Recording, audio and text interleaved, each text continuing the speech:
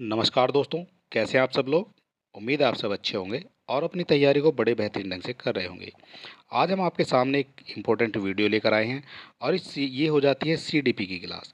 इस सीडीपी की क्लास में आपको मिल जाते हैं टोटल 110 क्वेश्चन। 110 क्वेश्चन की हो जाती है सीडीपी की क्लास और ये सभी परीक्षाओं के लिए हो जाती है इम्पोर्टेंट। चाहे आप सी टेट का एग्ज़ाम दे रहे हैं, यूपी टेट का दे रहे हैं, super TET, REET, M TET, B TET, S TET या फिर किसी भी तरह का जो है आप टेट दे रहे हैं, ये सभी टीचिंग परीक्षाओं के लिए इम्पोर्टेंट हो जाता है क्योंकि इसी तरह के क्वेश्चन आपसे पूछे जाते रहे हैं टीचर की परीक्षाओं में। तो ये प्रीवियस ईयर क्वेश्चन हो जाते हैं। और चलिए देर नहीं करेंगे, शुरू कर लेते हैं। नीचे जो है इनके आंसर भी हमने लिखे हुए हैं, ये भी आपको देखते चलना है। क्वेश्चन नंबर 1 हो जाएगा हमारा, शिक्षण सबसे पहले प्रभावी होता है जब। कब प्रभावी होता है शिक्षण सबसे पहले।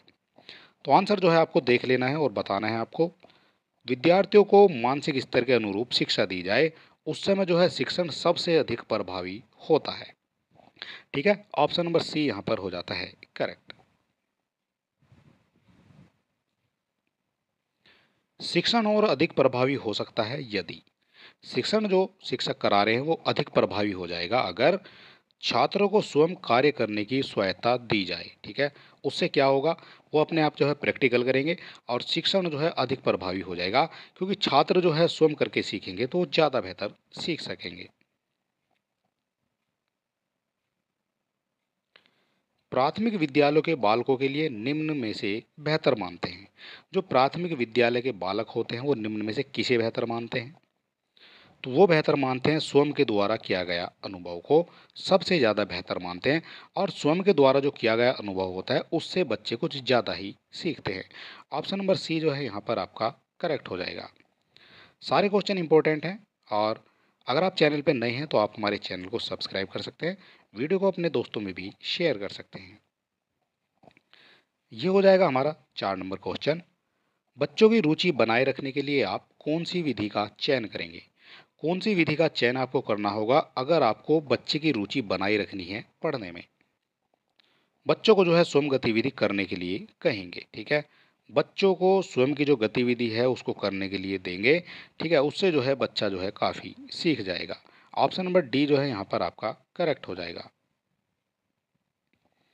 शिक्षण अधिगम प्रक्रिया को प्रारंभ करने से पहले कुशल अध्यापक को क्या करना चाहिए। एक कुशल अध्यापक को क्या करना चाहिए शिक्षण अधिगम प्रक्रिया को प्रारंभ करने से पहले। तो शिक्षक को चाहिए कि वह जो है अधिगम परिस्थितियां उत्पन्न करनी चाहिए। ठीक है, जो अधिगम कहते हैं सीखने को, तो अधिगम की जो परिस्थितियां होती है, जो सीखने की परिस्थितियां होती हैं, उनको उत्पन्न करना चाहिए अधिगम की प्रक्रिया को प्रारंभ करने से पहले। ऑप्शन नंबर सी जो है यहाँ पर करेक्ट हो जाएगा। आप इस तरह से समझ सकते हैं, जब आपको जो है पढ़ाया जाएगा तो उस पढ़ाए जाने से पहले जो पढ़ाने की प्रक्रिया होती है उसको जो है पूरा कर लेना चाहिए एक शिक्षण को। कक्षा 1 और 2 स्तर के बच्चे होते हैं। किस तरह के बच्चे होते हैं कक्षा 1 के और कक्षा 2 के। तो ये जो बच्चे होते हैं ये मूर्त अनुभव से सीखते हैं। मूर्त यानी देखकर जो है सीखते हैं। ठीक है, अमूर्त यानी बिना देखे जो है नहीं सीखेंगे। अगर आप इनको कोई कहानी बताओगे तो वो जो है ज़्यादा नहीं सुनेंगे, वो केवल देखकर जो है ज़्यादा अनुभव करेंगे। ऑप्शन नंबर बी जो है यहाँ पर आपका करेक्ट हो जाएगा। और कक्षा 1 और 2 के बच्चे पढ़कर जो है अच्छे से पढ़ नहीं पाते हैं, तो ये भी गलत हो जाएगा और लिख भी नहीं पाते हैं। तो तीनों ऑप्शन जो है ये आपके हो जाते हैं यहाँ पर गलत।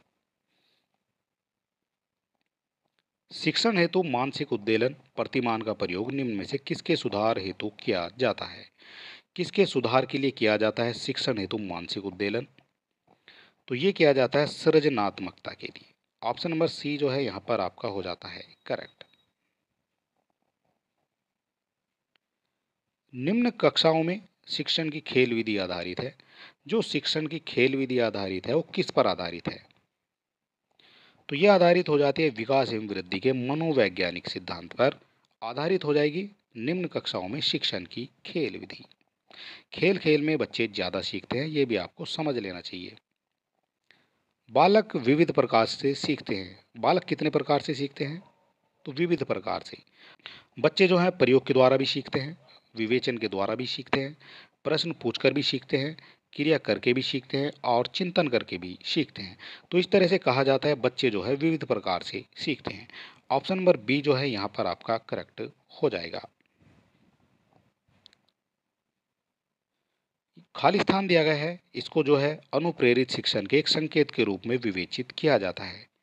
अनुप्रेरित शिक्षण के संकेत के रूप में विवेचित किया जाता है। तो ये किया जाता है विद्यार्थियों द्वारा प्रश्न पूछने को। ठीक है, विद्यार्थियों द्वारा प्रश्न पूछने को अनुप्रेरित शिक्षण के एक संकेत के रूप में विवेचित किया जाता है। बाल केंद्रित शिक्षा का अर्थ क्या है? जो हो जाएगी बाल केंद्रित शिक्षा, उसका अर्थ क्या हो जाता है वो आपको बताना है। तो बाल केंद्रित यानी बालकों की जो है बात की गई है, तो बच्चों को अभिव्यक्ति और उनकी सक्रिय भागीदारी को महत्व देना, ये हो जाती है बाल केंद्रित शिक्षा शास्त्र का अर्थ। ठीक है, इसमें जो है सारी जो फोकस होता है वो आपका बच्चों पर ही होता है। ठीक है, बालकों पर ही हो जाएगा सारा फोकस।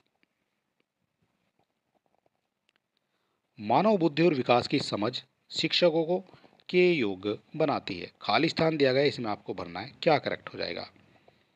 तो ये हो जाता है इसका करेक्ट आंसर, विविध शिक्षार्थियों के शिक्षण के बारे में स्पष्टता के योग्य बनाती है। ठीक है, यहाँ पूरा पढ़ेंगे। मानव बुद्धि एवं विकास की समक्ष मानव विकास एवं विकास की जो समझ है शिक्षक को विविध शिक्षार्थियों के शिक्षण के बारे में स्पष्टता के योग्य बनाती है। ठीक है, सी हो जाता है यहाँ पर इसका करेक्ट आंसर। सीखने का वह मॉडल जो बच्चों की सृजनात्मकता को उत्प्रेरित करता है, वो हो जाता है आपका रचनावादी मॉडल। ऑप्शन नंबर बी जो है यहाँ पर आपका हो जाता है करेक्ट। रचनावादी मॉडल हो जाएगा, सीखने का मॉडल हो जाए। सीखने का वह मॉडल जो बच्चों की सृजनात्मकता को उत्प्रेरित करता है, ये रचनावादी हो जाता है मॉडल। प्राथमिक स्तर पर एक शिक्षक में निम्न में से किसे महत्वपूर्ण विशेषता माननी चाहिए? प्राथमिक स्तर की बात हो रही है, शिक्षक में एक शिक्षक में निम्न में से किसे महत्वपूर्ण विशेषता माननी चाहिए? तो ये मानी जाती है शिक्षक के अंदर धैर्य और दृढ़ता होनी चाहिए। ठीक है, शिक्षक के अंदर इंपॉर्टेंट हो जाता है धैर्य रखना। ठीक है, क्योंकि बच्चे जो है बड़े शैतान भी मिल जाते हैं, और एक दृढ़ता होनी चाहिए कि हाँ मैं इस काम को इस बच्चे को मैं पढ़ा सकता हूँ। अगला क्वेश्चन हो जाएगा हमारा, आपकी कक्षा में एक बच्चा रोज आपको परेशान करने के लिए अप्रासंगिक प्रश्न पूछता है, तो आप क्या करेंगे? प्रधानाचार्य से शिकायत तो हम बिल्कुल करने नहीं जाएंगे, उसको डांटेंगे भी नहीं क्योंकि डांटने का जो प्रावधान है वो खत्म हो गया है। उसके माता पिता से शिकायत करने जाएंगे, ऐसा भी हम नहीं करेंगे। तो हम जो है उससे बातचीत करेंगे और उससे पूछेंगे कि भाई बात बता क्या है। ठीक है, इस तरह से जो है उससे बात करेंगे, उसकी जो समस्या है उसका भी निदान करेंगे, तब जो है वो बात जो है ठीक हो जाएगी। ठीक है, इस तरह से जो है वो बच्चा हमें परेशान करना बंद कर देगा। अगला क्वेश्चन है, खेल शिक्षण विधि के प्रतिपादक कौन है? सारे क्वेश्चन आपके लिए लाए गए हैं बिल्कुल इंपॉर्टेंट, और ये वो क्वेश्चन है जो आपकी सभी परीक्षाओं में एज इट इज उठाकर पूछ लिए जाते हैं। फिलहाल 16 नंबर का क्वेश्चन हो जाता है खेल शिक्षण विधि के प्रतिपादक, तो ये हो जाते हैं फ्रोबेल। ठीक है, ऑप्शन नंबर बी यहाँ पर आपका हो जाता है करेक्ट। शिक्षक को ज्ञान होना चाहिए, शिक्षक को किसका ज्ञान होना जरूरी हो जाता है? तो ये हो जाता है अध्यापन विषय एवं बाल मनोविज्ञान का ज्ञान होना आवश्यक हो जाएगा एक शिक्षक के लिए। ठीक है, अगर शिक्षक को बाल मनोविज्ञान या फिर अध्यापन विषय का ज्ञान नहीं है, तो फिर वो शिक्षक नहीं माना जाएगा। प्राथमिक कक्षा के बालकों के लिए शिक्षण की उपयुक्त विधि है, जो प्राथमिक कक्षा के बालक होते हैं उनके लिए उपयुक्त विधि कौन सी हो जाएगी? तो उनके लिए सबसे जो इम्पोर्टेंट विधि होती है वो खेल विधि होती है। और इसीलिए जो है जो आपके प्री स्कूल होते हैं या जो प्री नर्सरी होती है, उनमें जो है खेल के माध्यम से ही बच्चों को सिखाया जाता है। उनके लिए इतने खिलौने रखे जाते हैं, उनके माध्यम से उनको खिलाते रहते हैं। डॉल्टन शिक्षण विधि का विकास किसने किया था? जो डॉल्टन शिक्षा विधि है उसका विकास किसने किया था? उनका जो विकास है ये किया जाता है मिस हेलन पार्क्स के द्वारा। ठीक है, मिस हेलन पार्क्स के द्वारा किया जाता है डॉल्टन शिक्षा विधि का विकास।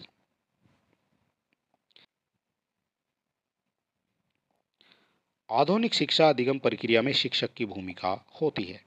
आधुनिक शिक्षण प्रक्रिया में शिक्षक की भूमिका होती है, तो ये होती है सीखने हेतु वो एक अच्छी सुलभकर्ता की।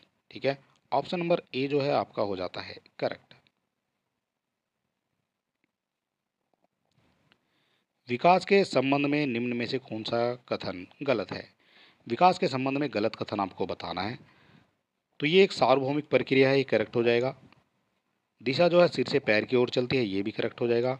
वर्तुलाकार गति होती है, ये भी करेक्ट हो जाएगा। लेकिन विशिष्ट से सामान्य की ओर नहीं चलेगी, ये आपका हो जाता है गलत। आपसे पूछा गलत कौन सा है, तो ए हो जाएगा जो आपका गलत हो जाएगा। ये चलेगी सामान्य से विशिष्ट की ओर। ठीक है, ये आपको याद रखना है। सामान्य से विशिष्ट की ओर चलती है आपकी विकास के संबंध में। विधायकता की मूल प्रवृत्ति इनमें से किस अवस्था में विकसित होती है? विधायकता की मूल प्रवृत्ति इनमें से किस अवस्था में विकसित होती है? तो ये होती है आपकी बाल्यावस्था में। ऑप्शन नंबर डी यहाँ पर करेक्ट हो जाएगा। गर्भाधान काल की अवस्था निम्न में से कौन सी नहीं है? गर्भाधान काल की जो अवस्था है वो कौन सी नहीं है? तो ये हो जाती है शैशवावस्था। ठीक है, ये जो है गर्भाकाल की अवधि नहीं, अवस्था नहीं है। डिम्ब हो जाता है, बीजकरण हो जाता है, भ्रूणावस्था। ये तीनों जो है आपकी गर्भाकाल की विशेषता मानी जाती हैं। पूर्व बाल्यावस्था की विशेषता इनमें से कौन सी नहीं है? कौन सी नहीं है पूर्व बाल्यावस्था की विशेषताएं? तो ये हो जाती है समूह में रहने की। ठीक है, पूर्व बाल्यावस्था से जो पहले समूह में रहने की जो विशेषता वो नहीं होती है। अनुकरण करता है बच्चा, अनुकरण करके सीखता है, कुछ करके भी सीखता है और खेल कर भी सीखता है, लेकिन समूह में जो है वो रहने की अभी उसकी प्रवृत्ति नहीं होती है। मानव जीवन की मनोभौतिक एकता क्या कहलाएगी? मानव जीवन की मनोभौतिक एकता तो ये कहलाती है मन तथा शरीर का विकास। ऑप्शन नंबर ए हो जाता है आपका करेक्ट आंसर। इनमें से शैशवावस्था काल में बालक में कौन सी विशेषताएं पाई जाती हैं? शैशवावस्था काल में पूछा गया है कौन सी विशेषताएं पाई जाएंगी बालक में। तो उसमें जो है सहयोग लेना ये पाया जाएगा शैशवावस्था में। अनुकरण करना, दूसरे को देखकर जो उसकी नकल करना, उसको अनुकरण करना कहा जाता है। और आश्रित होना, दूसरों पर वो आश्रित होता है, खाना खुद नहीं खा सकता है शैशवावस्था में। और जो उसके जो है बाकी काम होते हैं वो भी जो है खुद नहीं कर सकता है, इसलिए जो है उसको आश्रित होना पड़ता है। तो इस तरह से ये सभी जो है आपके हो जाते हैं करेक्ट आंसर। अगला क्वेश्चन है हमारा 27 नंबर। गर्भ में सर्वप्रथम किसका निर्माण होता है? गर्भ में किसका निर्माण होगा? पैर का, सर का, धड़ का या फिर सभी का? तो गर्भ में जो सबसे पहले निर्माण होता है वो होता है सिर का। ठीक है, सिर जो है सबसे पहले बनता है, उसके बाद जो है बाकी अंगों का विकास होता है। एक सामान्य बालक कितने माह में बोलना सीख जाता है? सामान्य बालक की बात हो रही है, एक माह में कितना बोलना सीख जाता है? कितने माह में बोलना सीख जाता है? तो बोलना सीख जाता है वो लगभग 11 माह में। एक सामान्य बालक जो होता है, ठीक है, जिसकी बुद्धि लब्धि सामान्य होती है, जिसका माइंड सामान्य होता है, वो लगभग 11 माह में जो है कुछ ना कुछ बोलना सीख जाता है। जन्म के समय शिशु में निम्न में से कितनी हड्डियां होती हैं? जन्म के समय शिशु में निम्न में से कितनी हड्डियां होती हैं?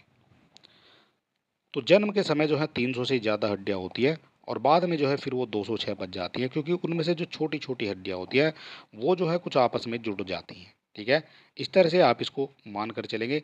जन्म से पहले, जन्म के समय पूछी गई है तो 300 हो जाएंगी, और जन्म के बाद अगर वयस्क में पूछेंगे तो 206 हड्डियां यहाँ पर बताई जाएंगी। कोई बच्चा सबसे पहले निम्न में से कौन सी भाषा सीखता है? कोई भी बच्चा है जो सामान्य बच्चा है वो सबसे पहले कौन सी भाषा सीखेगा? तो सबसे पहले जो राजभाषा नहीं सीखेगा, राष्ट्रीय भाषा की भी उसको ज़रूरत नहीं है और सांकेतिक भाषा भी नहीं। सबसे पहले वो सीखता है अपनी मातृभाषा। मातृभाषा बात कहा जाता है जो आपके घर में बोली जाती है भाषा। ठीक है, मातृभाषा यानी जो माता के द्वारा बोली जाती है आपके घर में, वही जो है सबसे पहले जो है सिखाती है बच्चे को बोलना। बालक अपनी माँ को पहचानना कितने माह में प्रारंभ कर देता है? अपनी माँ को पहचानना प्रारंभ कर देता है बच्चा लगभग 3 माह के अंदर। ठीक है, 3 महीने में जो बच्चा होता है वो अपनी माँ को पहचानना शुरू कर देता है, और उसके इशारे पर जो हंसना मुस्कुराना भी शुरू कर देता है। बालक मनोविज्ञान के आधार पर निम्न में से कौन सा कथन सही है? सही कौन सा हो जाएगा बाल मनोविज्ञान के आधार पर निम्न में से? तो ये हो जाता है बच्चा, प्रत्येक बच्चा जो है विशिष्ट होता है। ये जो पॉइंट है ये आपका हो जाता है सही, ठीक है। बाल मनोविज्ञान के आधार पर कहा जाता है प्रत्येक जो बच्चा है वो अपने आप में जो है विशिष्ट होता है। अगला क्वेश्चन हो जाएगा बालक के जन्म के समय शिशु के मस्तिष्क का भार कितना होता है। जन्म के समय पूछा गया है, बच्चे के जन्म के समय शिशु के मस्तिष्क का जो भार है वो हो जाता है लगभग 350 ग्राम, ठीक है। ये आपको याद रखना है। ये सारे क्वेश्चन वो हैं जो आपसे पूछ लिए जाते हैं आपकी परीक्षाओं में, और टीचर की या यूपी टेट सी टेट जिसमें ये क्वेश्चन पूछे जाते हैं उनमें जो है क्वेश्चन को रिपीट करके ही ज़्यादा पूछा जाता है। निम्नलिखित में से किस अवस्था में बच्चे अपने समन्वयक समूह के सक्रिय सदस्य बन जाते हैं। तो जो सक्रिय सक्रिय सदस्य बन जाते हैं अपने समूह के बच्चे, वो बनते हैं किशोरावस्था में। ऑप्शन नंबर सी हो जाता है यहाँ पर करेक्ट। कल्पना जगत में किस अवस्था का विचरण होता है। कल्पना जगत में विचरण होता है किस अवस्था का। तो ये होता है शैशवावस्था व किशोरावस्था का, ठीक है। इनमें जो है शैशवावस्था में बच्चा काफ़ी सोचता रहता है, और किशोरावस्था में भी जो है सोचता रहता है, कल्पना जगत में रहता है शैशवावस्था में और एक किशोरावस्था में, ठीक है। कुछ ना कुछ मैं ये कर दूंगा, मैं ऐसे करूंगा, मैं ये बनूंगा, मैं वो बनूंगा, ये सब चीज़ें जो है वो कल्पना जगत में रहता है। अगला क्वेश्चन है भारत में बाल विकास की शुरुआत किस वर्ष से हुई थी। बाल विकास की शुरुआत हुई थी किस वर्ष से भारत में। तो ये हो जाती है 1930 से भारत में शुरू हो जाती है बाल विकास की शुरुआत। संवेगों की जो उत्पत्ति है वो किससे होती है। जो हमारे अंदर संवेग होते हैं उनकी जो उत्पत्ति है वो होती है मूल प्रवृत्ति से। जो हमारे अंदर मूल प्रवृत्तियां हैं उनसे संवेगों की उत्पत्ति मानी जाती है। किशोरावस्था में सामाजिक विकास पर निम्न में से किसका प्रभाव नहीं पड़ता है। किशोरावस्था में सामाजिक विकास पर निम्न में से किसका प्रभाव नहीं पड़ेगा। रुचियों का पड़ता है, रुचियां क्या हो जाती हैं, आवश्यकताओं का भी पड़ता है और अभिवृत्ति का भी पड़ता है, लेकिन असुरक्षा का जो है प्रभाव नहीं पड़ता है किशोरावस्था में। शर्म तथा गर्व जैसी भावना का विकास निम्न में से किस अवस्था में होता है। शर्म आती है बच्चों को या गर्व की बात होती है तो वो भावना का जो विकास है बच्चों में किस अवस्था में होता है। तो ये होता है बाल्यावस्था में। जब बच्चा बालक बन जाता है 6-7 साल के आसपास का, उससे ऊपर का, तो उस समय जो है शर्म और गर्व जैसी भावनाएं उसके अंदर पैदा हो जाती हैं। वो समझने लग जाता है अब उसको डांटा जा रहा है या फिर उसको भगाया जा रहा है, ठीक है। तो वो सारी चीज़ों को समझना शुरू कर देता है। किशोरावस्था में चरित्र निर्माण निम्न में से किस अवस्था से संबंधित है। किशोरावस्था में चरित्र निर्माण की बात हो रही है तो ये संबंधित हो जाएगा आधारहीन आत्मचेतना अवस्था से। ऑप्शन नंबर बी जो है आपका हो जाएगा करेक्ट। विकास किस अवस्था से शुरू होता है। विकास आपसे पूछा गया है किस अवस्था से शुरू होगा। तो विकास जो शुरू होता है ये प्रसव पूर्व अवस्था से शुरू हो जाता है। ये सारे क्वेश्चन इतने इंपॉर्टेंट है, ये बार बार जो है आपके एग्जाम में देखने को आपको मिल जाएंगे, ठीक है। ये क्वेश्चन भी बड़ा इंपॉर्टेंट है और ये कई बार देखा गया है आपकी परीक्षा में। विकास किस अवस्था से शुरू होगा, तो ये प्रसव से पूर्व ही शुरू हो जाएगा आपका विकास, यानी कि बच्चा जब गर्भ में रहेगा तब से जो है उसका विकास हो रहा है। विकास व्यक्ति में नवीन विशेषताएं और योग्यताएं प्रस्फुटित करता है। यह कथन किसके द्वारा कहा गया है। विकास व्यक्ति में नवीन विशेषताएं और योग्यताएं प्रस्फुटित करता है। तो इसका जो करेक्ट आंसर है वो हो जाता है, ये कथन हो जाएगा आपका हरलॉक का, ठीक है। ऑप्शन नंबर ए हो जाता है आपका यहाँ पर करेक्ट। आपसे पूछा गया है बाल्यावस्था में सामाजिक विकास के मुख्य रूप क्या हैं। तो ये हो जाते हैं बालक बालिकाओं में एक साथ रहने की जो प्रवृत्ति होती है, ये सामाजिक विकास के मुख्य रूप हो जाते हैं बाल्यावस्था में। किशोरावस्था एक नया जन्म है, इसमें उच्चतर और श्रेष्ठतर मानव विशेषताओं का जन्म होता है। यह कथन किसके द्वारा कहा गया है। कथन आपको पढ़ना है अच्छे तरीके से और उसके बाद आपको जवाब देना है। तो ये जो कथन है ये हो जाता है आपका स्टेनले हॉल का।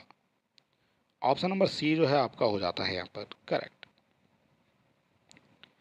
निम्नलिखित में से लॉरेंस कोलबर्ग विकास के किस क्षेत्र में शोध के लिए जाने जाते हैं।